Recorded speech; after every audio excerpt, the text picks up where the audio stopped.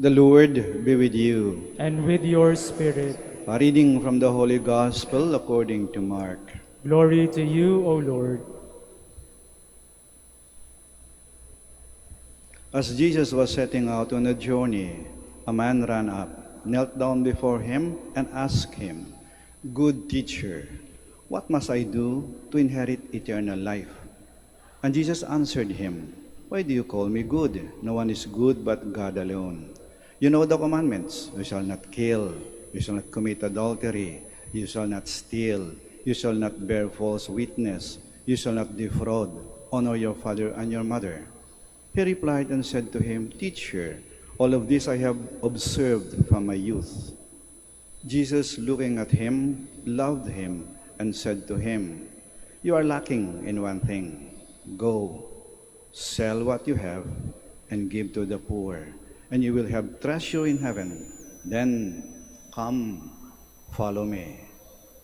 At that statement, his face fell, and he went away sad, for he had many possessions.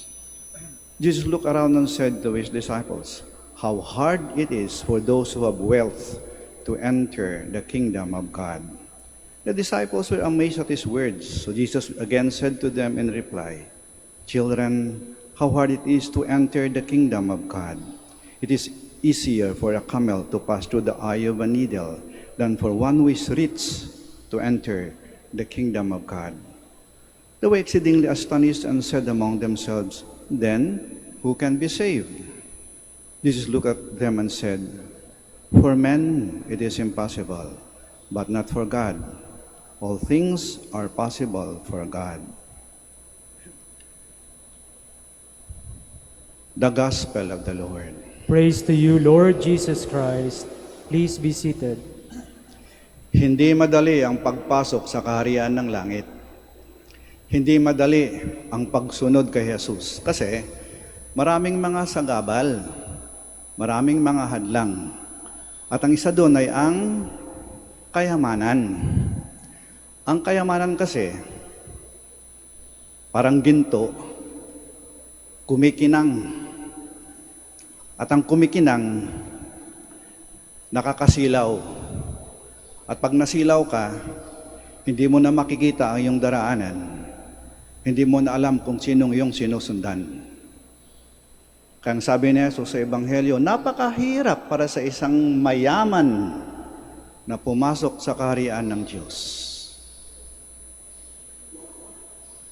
Tatlong uri ng mayaman ang tinutukoy ng ating Panginoon. Una, yung mayaman sa material na bagay, yung maraming pera, ari-arian, yung nagpapasasa sa karangyaan.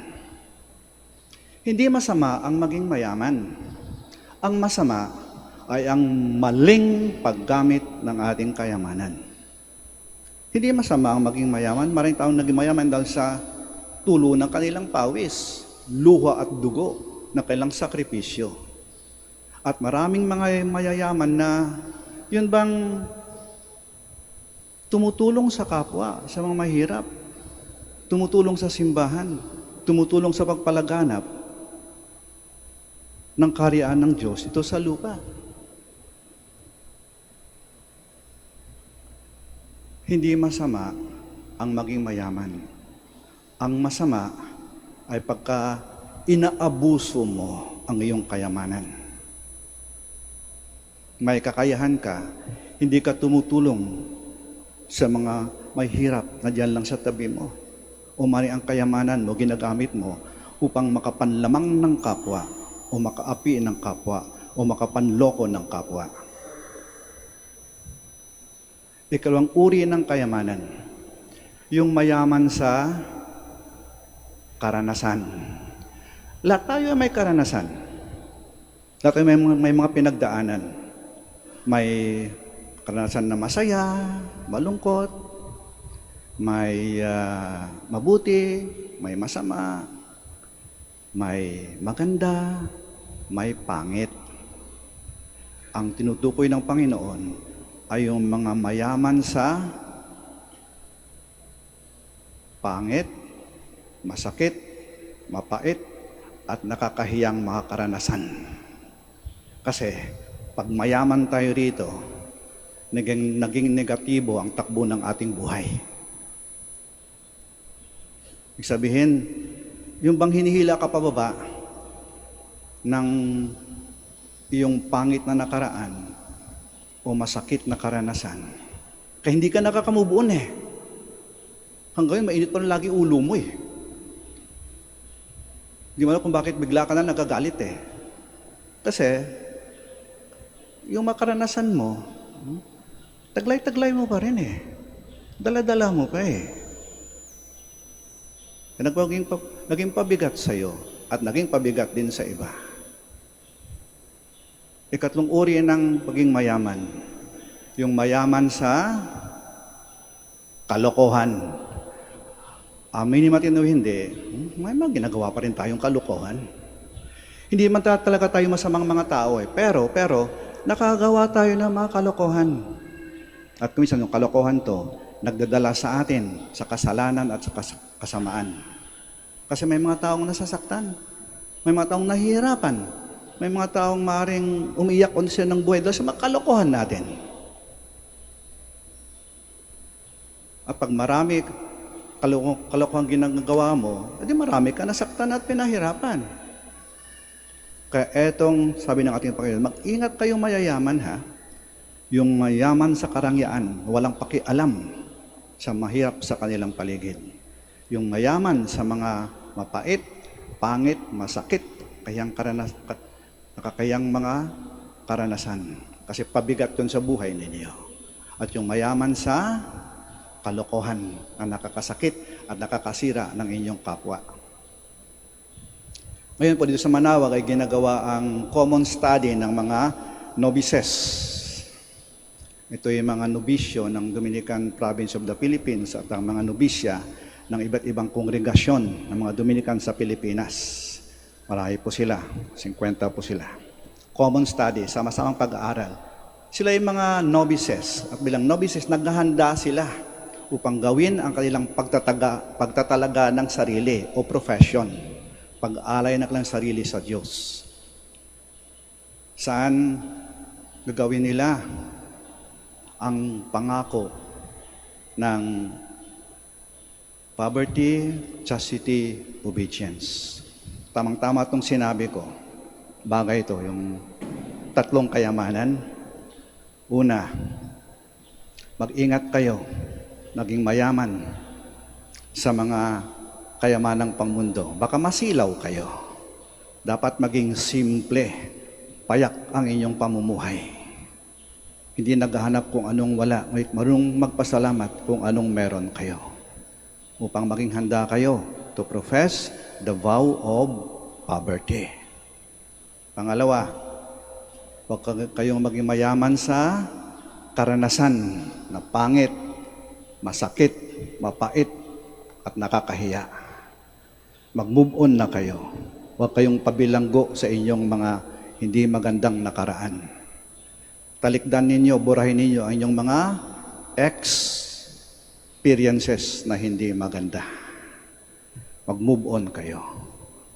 So at maging maganda, maging malinis, maging dalisay ang inyong pakikitungo sa lahat ng tao. Pang maging handa kayo to profess the vow of chastity. At pangatlo, huwag kayong maging mayaman sa kalokohan. Tigilan o hintunay niyo. Kalokohan nyo, kahit nakadamit puti kayo, may makalokohan pa rin kayong ginagawa Maging totoo kayo. Kaya hinto nyo na yan. Sa ngayon, hindi kayo makasakit ng inyong kapwa, makasira ng buhay ng iba. Kasi ang kalokohan kasi nanggagaling yan sa katigasan ng ulo Kasi gusto mong gawin yung gusto mo Hindi ka sumusunod sa sinasabi na nakakataas sa iyo. Kaya bawasan ng kalokohan. Maging masunurin. Pagkumbaba, pang maging handa kayo sa pag-profess ng vow of obedience. Ayan. At ito'y para din sa ating lahat. Suriin din natin ang ating mga sarili. Ano bang kayamanan ko? Saan ba ako mayaman? Hindi lang yon pera, ha? Hindi lang yon material na bagay, ha? Ano bang humihila sa akin Ano ba nagpapabigat sa akin? Ano ba mga dala-dala ko? Hindi lang sa aking kamay, kundi sa loob ng aking pagkatao, sa aking puso. Nagpahirap sa akin sa pagsunod sa Panginoon at sa pagpasok sa kaharian ng langit. Sana itong mga kayamanan, huwag tayo maging mayaman sa karangyaan, saan nakakaligtaan na natin ang naghihirap nating kapwa. Huwag tayo maging mayaman sa pangit, masakit, at mapait na mga nakaraan. Nang makapag-move on na tayo at maging magaan yung ating paglalakbay. At huwag tayo maging mayaman sa kalokohan upang hindi tayo makasakit at makapahamak at makasira ng buhay ng iba. Nang sa ganon, ang ating pagsunod sa Panginoon ay maging magaan, maging maayos, maging masaya. Sapagkat ang Panginoon, patuloy tayong tinatawag. Halikayo, sumunod kayo sa akin, kahit kayong mga mayayaman.